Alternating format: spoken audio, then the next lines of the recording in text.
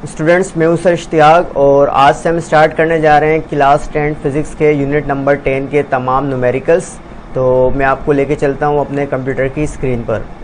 तो ये स्टूडेंट्स हमारा है यूनिट नंबर 10, क्योंकि आपने 9th क्लास में यूनिट नंबर 1 से लेकर यूनिट नंबर 9 तक पढ़ लिया था और मैंने आपको सारे के सारे न्यूमेरिकल्स यूनिट नंबर 1 से लेकर यूनिट नंबर 9 तक सोल्व कराए थे।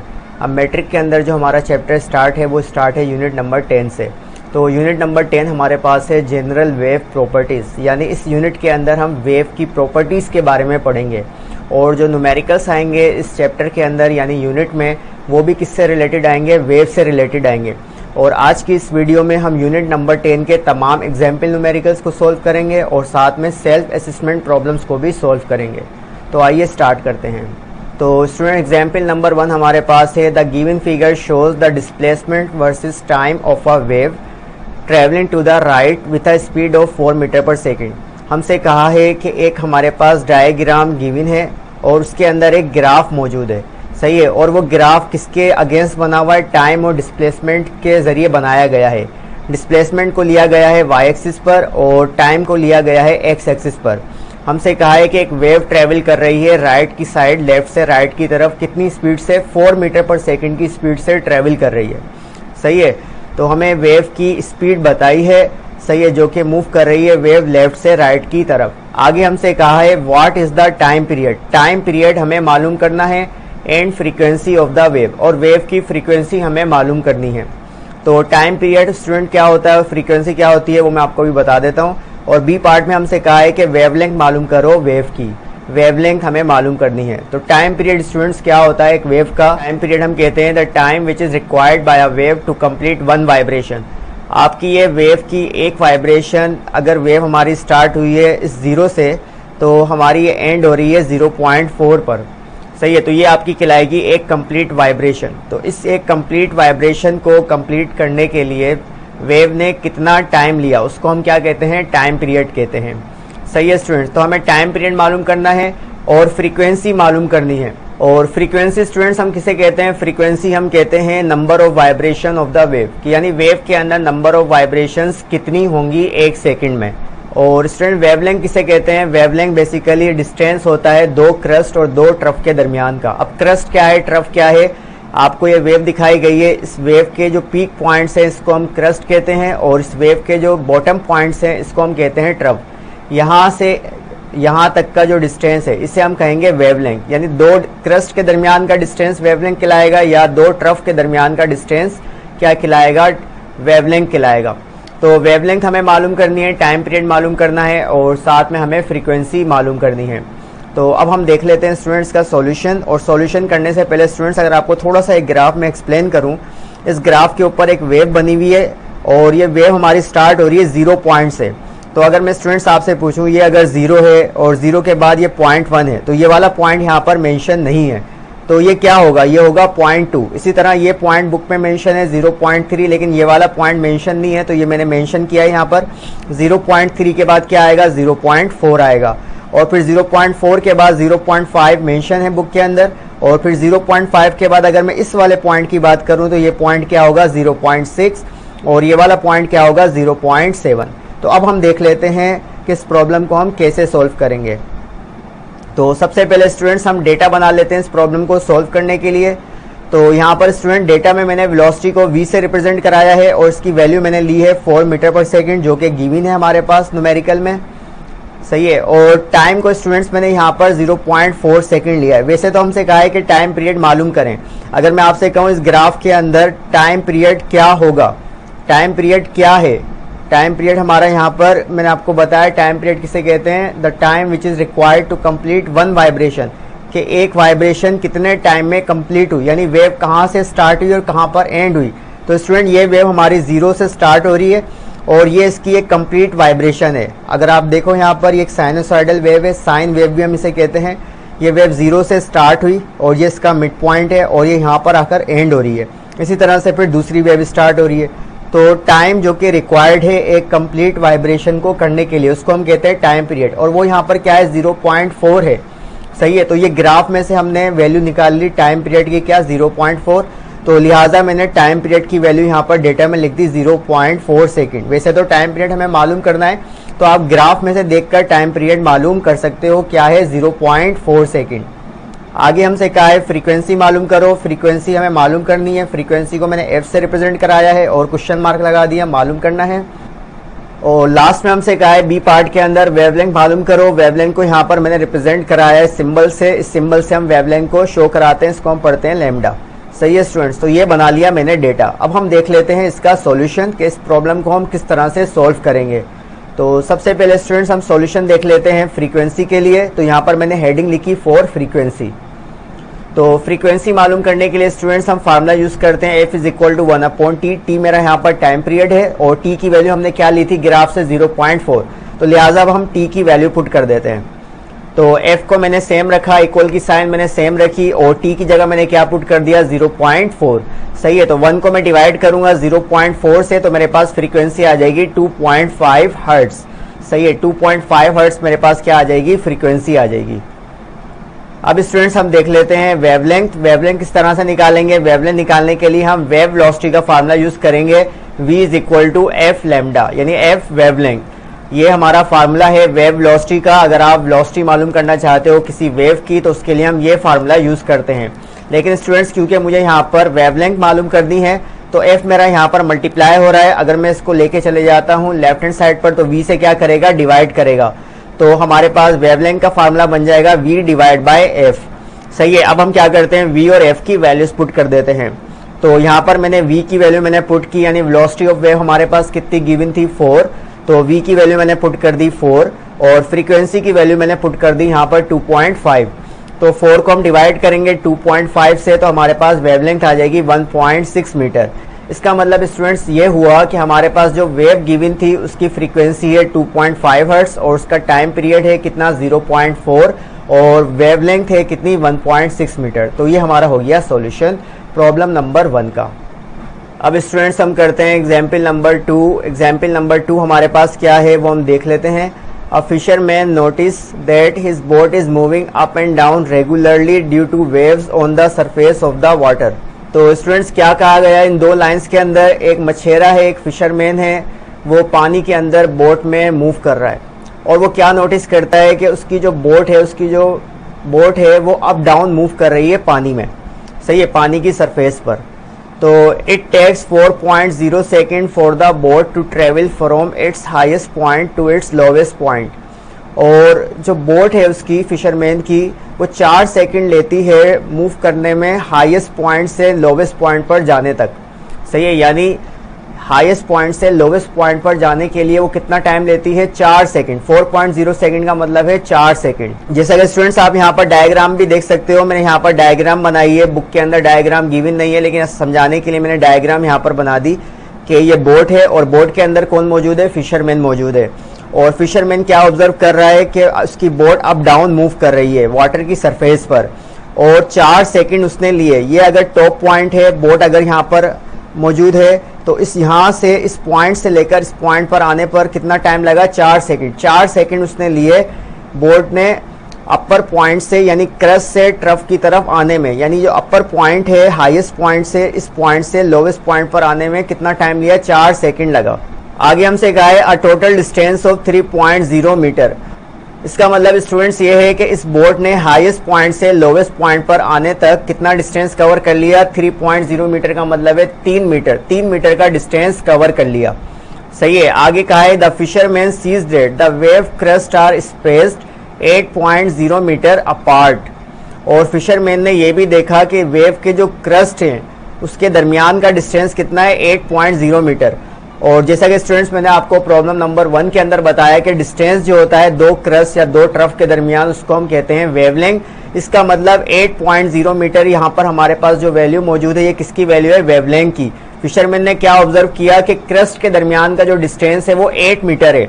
तो ये अगर मैं आपसे कहूँ ये पॉइंट क्या है, क्रस्ट है, और ये पॉइंट क्या है, क्रस्ट है। अगर एक लाइन में यहाँ से ड्रॉ करूँ और एक लाइन यहाँ से ड्रॉ करूँ, तो इस पॉइंट से इस पॉइंट पर यानी एक क्रस्ट से दूसरे क्रस्ट पर जाने के लिए फिशरमैन ने टोटल डिस्टेंस कितना कवर किया, यानी दो क्रस्ट के दरमियान का डिस्टेंस कितना ऑब्जर्व किया, 8 मीटर। तो इसका मतलब ये वेवलेंथ की वैल्यू हमारे पास गिवन है। आगे हमसे कहा है what is the period, period मालूम करो, यानी टाइम पीरियड हमें मालूम करना है। और टाइम पीरियड मैंने आपको बताया था time which is required to complete one vibration, एक वाइब्रेशन को कंप्लीट करने के लिए जो टाइम रिक्वायर्ड होता है उसको हम कहते हैं time period by a wave. और साथ में हमसे कहा है फ्रीक्वेंसी मालूम करो, नंबर ऑफ वाइब्रेशन हमें मालूम करनी है, सही है। और साथ में एम्पलीट्यूड मालूम करना है और वेवलेंथ भी मालूम करनी है। तो वेवलेंथ तो हम ये ग्राफ बनाने के बाद इस ग्राफ से देख के बता सकते हैं और ये गिवन भी है एक तरह से। और आगे हमसे कहा है how fast are the waves moving, और हमें क्या मालूम करना है, how fast are the waves moving का मतलब है हमें वेलोसिटी ऑफ वेव मालूम करनी है बी पार्ट के अंदर। तो अब हम स्टूडेंट्स का डेटा बना लेते हैं। तो सबसे पहले स्टूडेंट्स हमारे पास टाइम गिवन है कितना, 4.0 सेकेंड, 4 सेकेंड लगे थे बोट को हाईएस्ट पॉइंट से लोवेस्ट पॉइंट पर आने में, सही है। तो टाइम मैंने लिख दिया 4.0 सेकेंड का मतलब 4 सेकेंड ही होता है। और स्टूडेंट्स यहाँ पर हमें डिस्टेंस बताया था कि टॉप पॉइंट से यानी हाईएस्ट पॉइंट से लोवेस्ट पॉइंट पर जब बोट आई तो फिशरमैन ने ऑब्जर्व किया था टोटल डिस्टेंस कितना, 3.0 मीटर यानी 3 मीटर। तो डिस्टेंस को मैंने यहाँ पर डी से रिप्रेजेंट कराया और कितनी वैल्यू है, 3.0 मीटर। और वेवलेंथ स्टूडेंट्स हमारे पास दो क्रस्ट के दरमियान का डिस्टेंस कितना ऑब्जर्व किया था फिशरमैन ने, 8.0 मीटर। तो वेवलेंथ को मैंने यहाँ पर लैम्डा से रिप्रेजेंट कराया और कितनी वैल्यू है, 8.0 मीटर। आगे हमसे कहा है कि टाइम पीरियड मालूम करो, टाइम पीरियड को मैंने टी से रिप्रेजेंट कराया है। फ्रीक्वेंसी का है मालूम करो, फ्रीक्वेंसी को मैंने एफ से रिप्रेजेंट कराया है। और हमसे कहा है एम्पलीट्यूड मालूम करो, एम्पलीट्यूड क्या होता है वो भी मैं आपको बता देता हूँ। एम्पलीट्यूड हमें मालूम करना है और साथ में हमें वेलोसिटी ऑफ वेव मालूम करनी है। तो ये बना लिया मैंने डेटा। अब हम इसका देखते हैं वन बाय वन सॉल्यूशन कि इसको हम किस तरह से सोल्व करेंगे। तो सबसे पहले स्टूडेंट्स हम सॉल्यूशन देख लेते हैं टाइम पीरियड के लिए। तो टाइम पीरियड निकालने के लिए स्टूडेंट्स हम फार्मूला यूज करेंगे T is equal to 2T, सही है, कि 0.4 सेकेंड उसने लिए थे हाईएस्ट पॉइंट से लोवेस्ट पॉइंट पर जाने में। तो लोवेस्ट पॉइंट से हाईएस्ट पॉइंट पर जाने में उसने कितना टाइम लिया हुआ, उस तक जाने में भी उसे कितना टाइम लगा होगा, 0.4 सेकेंड लगे होंगे। मैंने क्या कहा कि फिशरमैन ने ऑब्जर्व किया था कि 0.4 सेकेंड लगे हाईएस्ट से लोवेस्ट तक जाने में।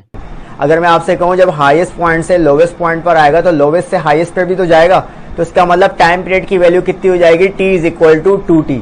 तो इसलिए मैंने टाइम पीरियड का फार्मूला यहाँ पर लिख दिया T is equal to 2T, यानी जो भी गिवन टाइम है उसको आप क्या करो 2 से मल्टीप्लाई कर दो। तो अब हम वैल्यूज पुट कर देते हैं। T इज इक्वल टू 2 मैंने एज इट इज रखा और हमारे पास गिवन टाइम कितना था 0.4, तो 2 को हम क्या करेंगे 0.4 से मल्टीप्लाई कराएंगे तो टाइम पीरियड हमारे पास आ जाएगा 0.8 सेकेंड। अब स्टूडेंट्स हम सॉल्यूशन देख लेते हैं फ्रीक्वेंसी के लिए। तो फ्रीक्वेंसी मालूम करने के लिए हम फार्मूला यूज करेंगे F is equal to 1/T। T मेरा यहाँ पर टाइम पीरियड है और फ्रीक्वेंसी को F से रिप्रेजेंट कराया है। तो टाइम पीरियड की वैल्यू क्या आई है 0.8, तो T की जगह हम क्या पुट कर देंगे 0.8। तो यहाँ पर मैंने लिख दिया F is equal to 1 divide by 0.8। तो 1 को अगर हम डिवाइड करेंगे 0.8 से तो हमारे पास फ्रीक्वेंसी की वैल्यू आ जाएगी 1.25 हर्ट्ज। तो ये हर्ट्ज स्टूडेंट बेसिकली फ्रीक्वेंसी का यूनिट होता है। प्रॉब्लम नंबर 1 में मैं आपको बताना भूल गया था। टाइम पीरियड का यूनिट सेकंड होता है और फ्रीक्वेंसी का यूनिट क्या होता है, हर्ट्ज होता है। अब स्टूडेंट्स हम सॉल्यूशन देख लेते हैं एम्पलीट्यूड के लिए। तो एम्पलीट्यूड मालूम करने के लिए हम फार्मूला यूज करेंगे डिस्टेंस डिवाइड बाय 2, यानी D हमारा क्या था, D हमारा टोटल डिस्टेंस था जो कि फिशरमैन ने ऑब्जर्व किया था हाईएस्ट पॉइंट से लोवेस्ट पॉइंट पर जाने में, सही है। अगर आप उस टोटल डिस्टेंस को डिवाइड कर दो तो वो आपका डिवाइड किससे कर दो, 2 से कर दो, यानी हाफ कर दो, तो आपका वो बन जाएगा एम्पलीट्यूड। यानी रेफरेंस लाइन से 0 से लेकर या तो क्रस्ट के दरमियान का डिस्टेंस कह लो या 0 से लेकर ट्रफ के दरमियान का डिस्टेंस कह लो, तो वो आपका क्या होता है, एम्पलीट्यूड होता है। तो एम्पलीट्यूड का फार्मूला बन गया D डिवाइड बाय 2, सही है। अब हम वैल्यूज पुट कर देते हैं। D की वैल्यू क्या आती है 3.0, तो D की जगह मैंने रख दिया 3.0। 3.0 को 2 से डिवाइड करेंगे, 3.0 का मतलब 3 होता है, 3 को 2 से डिवाइड करेंगे तो क्या आएगा एम्पलीट्यूड 1.5 मीटर। तो एम्पलीट्यूड की वैल्यू हमारे पास आ गई 1.5 मीटर। अब स्टूडेंट्स हम सॉल्यूशन देख लेते हैं वेलोसिटी के लिए। वेलोसिटी मालूम करने के लिए हम फार्मूला यूज करेंगे वेव इक्वेशन का। तो वेव इक्वेशन का फार्मूला क्या होता है, यानी वेलोसिटी ऑफ वेव का फार्मूला क्या होता है, v is equal to F lambda, सही है। अब हम वैल्यूज पुट कर देते हैं। f की वैल्यू हमारे पास आ गई थी 1.25 और वेवलेंथ हमारे पास कितनी थी 8.0 मीटर। तो अब हम क्या करते हैं, वैल्यूज पुट कर देते हैं। f की वैल्यू हमने क्या निकाली थी 1.25 और वेवलेंथ हमारे पास कितनी गिवन थी 8.0। तो 1.25 को जब हम 8.0 से मल्टीप्लाई करेंगे तो वेलोसिटी आ जाएगी कितनी 10 मीटर पर सेकेंड। तो ये स्टूडेंट्स हो गया इस प्रॉब्लम का सॉल्यूशन। अब स्टूडेंट्स हम कर लेते हैं एग्जाम्पल नंबर 3। एग्जाम्पल नंबर 3 क्या है वो हम देख लेते हैं। Find the period and frequency of simple pendulum. हमसे कहा है कि पीरियड मालूम करो यानी टाइम पीरियड मालूम करो और फ्रीक्वेंसी मालूम करो सिंपल पेंडुलम की 1.0 मीटर लॉन्ग, और पेंडुलम की लेंथ हमें बताई है कितनी 1.0 metre at a location where G is equal to 9.8 metre per second square. तो स्टूडेंट्स ये हमारे पास पेंडुलम बना हुआ है। आपने अक्सर वॉल क्लॉक देखी होगी, पेंडुलम वाली उसके अंदर पेंडुलम मूव करता है। तो पेंडुलम की हमें लेंथ कितनी बताई है 1.0 मीटर का मतलब 1 मीटर ही है, और साथ में जी की वैल्यू हमें बताई है। हमसे कहा है कि टाइम पीरियड मालूम करो कि एक कंप्लीट वाइब्रेशन करने के लिए इस पेंडुलम ने कितना टाइम लिया, और फ्रीक्वेंसी मालूम करो यानी नंबर ऑफ वाइब्रेशन मालूम करो इस पेंडुलम की। तो डेटा बना लेते हैं। सबसे पहले स्टूडेंट्स हम लेंथ को मैंने यहाँ पर कैपिटल एल से रिप्रेजेंट कराया है, स्मॉल एल से भी आप रिप्रेजेंट करा सकते हो। कितनी वैल्यू है पेंडुलम की 1.0 मीटर। ये एल हमारा शो कर रहा है किसको, लेंथ ऑफ पेंडुलम को। और ग्रेविटी की वैल्यू को मैंने स्मॉल जी से रिप्रेजेंट कराया है, क्या वैल्यू होती है 9.8 metre per second square. Time period हमें मालूम करना है, टी से रिप्रेजेंट कराया है मैंने टाइम पीरियड को, और फ्रीक्वेंसी को मैंने यहाँ पर एफ से रिप्रेजेंट कराया है। अब स्टूडेंट्स हम इसका सॉल्यूशन देख लेते हैं। सबसे पहले हम सॉल्यूशन करेंगे टाइम पीरियड के लिए। तो स्टूडेंट्स टाइम पीरियड निकालने का क्या फार्मूला होता है सिंपल पेंडुलम की फॉर्म में, t is equal to 2 pi square root of L divide by G. तो ये हमारे पास फार्मूला है टाइम पीरियड निकालने का। अगर आपसे कहा जाए कि सिंपल पेंडुलम का टाइम पीरियड मालूम करो तो उसके लिए हम हमेशा ये फार्मूला यूज करेंगे। सही है। अब हम क्या करेंगे, एल की और जी की वैल्यू पुट कर देंगे, और साथ में पाई हमारा कांस्टेंट होता है, कितनी वैल्यू होती है 3.14। तो वैल्यूज पुट कर देते हैं। तो स्टूडेंट्स मैंने क्या किया, यहाँ पर वैल्यूज पुट कर दी। तो टी को मैंने एज इट इज रखा, इक्वल की साइन मैंने एज इट इज रखी, 2 को भी मैंने एज इट इज रखा।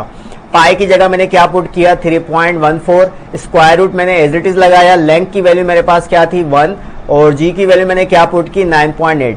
सही है। अब हम इसको सोल्व कर लेते हैं। तो सबसे पहले मैं क्या करूंगा, 2 को मल्टीप्लाई करूंगा 3.14 से, और साथ में 1 को डिवाइड करूंगा 9.8 से। तो स्टूडेंट्स मैंने क्या किया, 2 को यहाँ पर मल्टीप्लाई करा दिया 3.14 से, तो वैल्यू आएगी 6.28। मल्टीप्लाई की साइन लगाई, और 1 को जब हम डिवाइड कराएंगे 9.8 से तो हमारे पास स्क्वायर रूट के अंदर वैल्यू आ जाएगी 0.102। सही है। अब हम क्या करते हैं, स्क्वायर रूट की वैल्यू मालूम कर लेते हैं। तो 6.28 को मैंने सेम रखा। अगर आप स्क्वायर रूट लोगे किसका 0.102 का, तो क्या वैल्यू आएगी 0.319। इन दोनों वैल्यूज को हम क्या करते हैं, मल्टीप्लाई करा देते हैं। जब हम इन दोनों वैल्यूज को मल्टीप्लाई कराएंगे तो हमारे पास ये टाइम पीरियड आ गया 2 सेकेंड, यानी पेंडुलम जिसकी लेंथ 1 मीटर थी उसका टाइम पीरियड क्या होगा 2 सेकेंड होगा। सही है। अब स्टूडेंट्स हम सॉल्यूशन देख लेते हैं फ्रीक्वेंसी मालूम करने के लिए। तो फ्रीक्वेंसी मालूम करने के लिए स्टूडेंट बहुत आसान है फार्मूला। फ्रीक्वेंसी का फार्मूला भी आपको बताया था 1/t। टी की हमारे पास ये जो वैल्यू आई है इसको हम पुट कर देते हैं यहाँ पर। तो t की जगह मैंने पुट कर दिया 2.0। 1 को जब मैं 2.0 से डिवाइड करूंगा तो मेरे पास फ्रीक्वेंसी आ जाएगी कितनी 0.5 हर्ट्ज।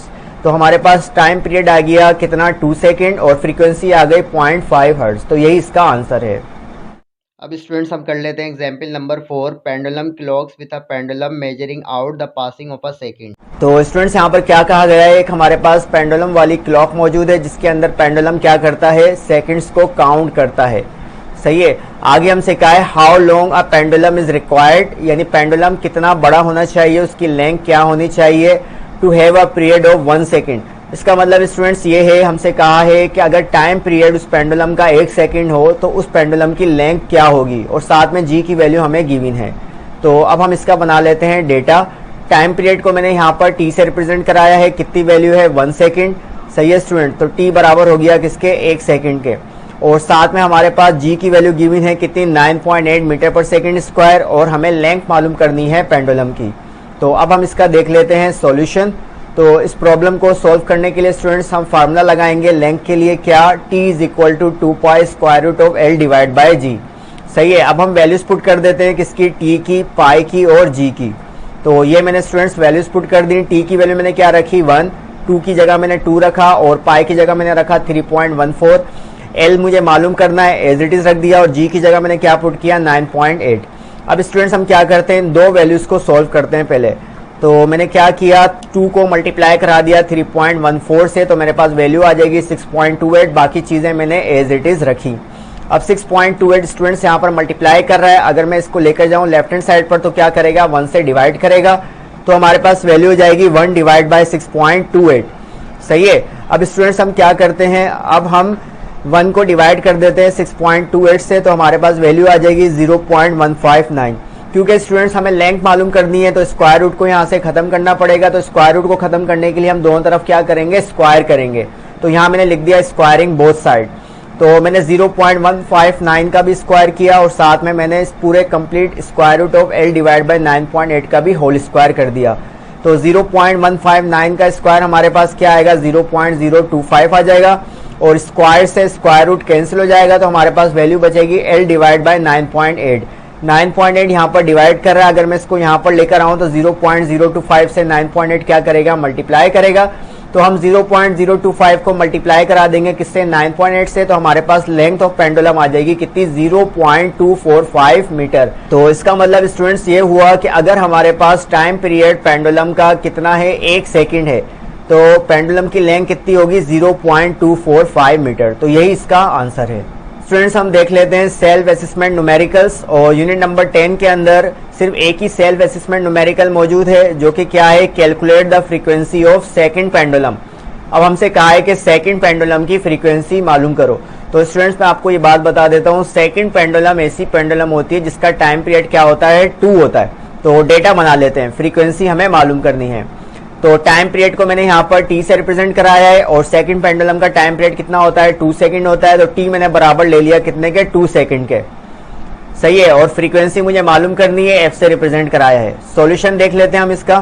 तो इस प्रॉब्लम को सोल्व करने के लिए सिंपल हम फ्रीक्वेंसी का फार्मूला लगा देंगे 1/t। सही है। तो वैल्यूज पुट कर देते हैं। t की जगह मैंने रखा 2, 1 को 2 से डिवाइड करेंगे तो हमारे पास वैल्यू आ जाएगी 0.5 हर्ट्स। मीटर मैंने यहाँ पर गलती से लिख दिया है, मीटर नहीं आएगा, यहाँ पर आएगा हर्ट्स। तो ये हो गया स्टूडेंट्स का सॉल्यूशन। तो स्टूडेंट्स आज की इस वीडियो में जितने भी न्यूमेरिकल्स थे, एग्जाम्पल न्यूमेरिकल्स यानी वर्क एग्जाम्पल यूनिट नंबर 10 की, वो सारी की सारी हमने कर ली। नेक्स्ट वीडियो में हम तमाम न्यूमेरिकल्स करेंगे अनसॉल्व्ड, जो कि यूनिट नंबर 10 में मौजूद है। तो आज के लिए इतना ही, फिर मिलेंगे। अल्लाह हाफिज़।